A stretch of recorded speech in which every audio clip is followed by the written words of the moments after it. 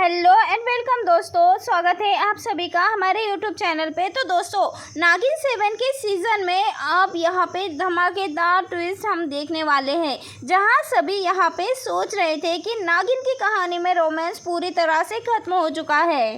लेकिन दिल थाम के बैठ जाइए दोस्तों, क्योंकि कहानी में कुछ लीफ और कुछ नए नए ट्विस्ट आने वाले हैं, जिसे देखकर तो जैसे आपके होश उड़ जाएंगे।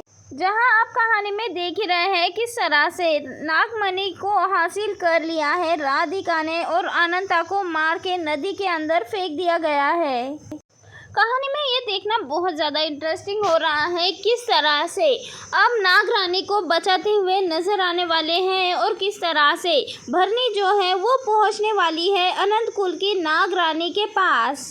जहां कहानी में हम सभी देख रहे हैं, शो में सबसे बड़ा सस्पेंस तो एक गुप्त मंदिर को लेकर बना हुआ है, जहां अब कहानी में एक ऐसी मूर्ति मिली है जिस मूर्ति के असली आंसू गड़ रहे हैं।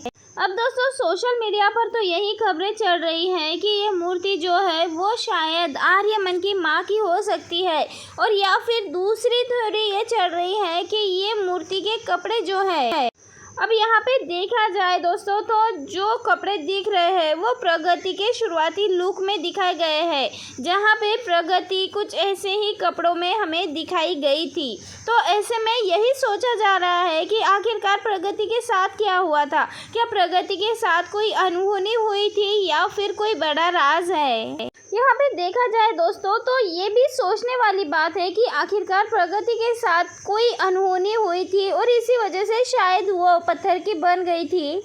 अब यहाँ पे अगर ये सोचा जाए कि ये मूर्ति जो है वो आर्यमन की माँ की है, तो यहाँ पे सच में दोस्तों अगर ये आर्यमन की माँ की मूर्ति है तो ऐसे में नागलोक से आर्यमन का भी कोई ना कोई नाता तो ज़रूर है।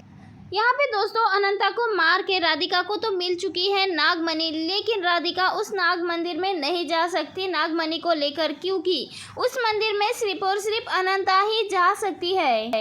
बिना अनंता के नागमणि और ड्रैगन मोती दोनों भी बेअसर है। वहीं अब राधिका ने नागमणि तो छीन ली है, लेकिन अब उसे एहसास होने वाला है कि अनंता के बिना उसकी नागमणि, उसकी शक्तियाँ सब कुछ अधूरी है, उसका लक्ष्य अधूरा है। अब राधिका यहाँ पे अनंता को वापस लाने के लिए कुछ तो ऐसा करने वाली है जो कि अब बहुत ज़्यादा खतरनाक होने वाला है। जी हाँ दोस्तों, और यहाँ पे कहानी में आने वाला है कुछ सालों का लीफ।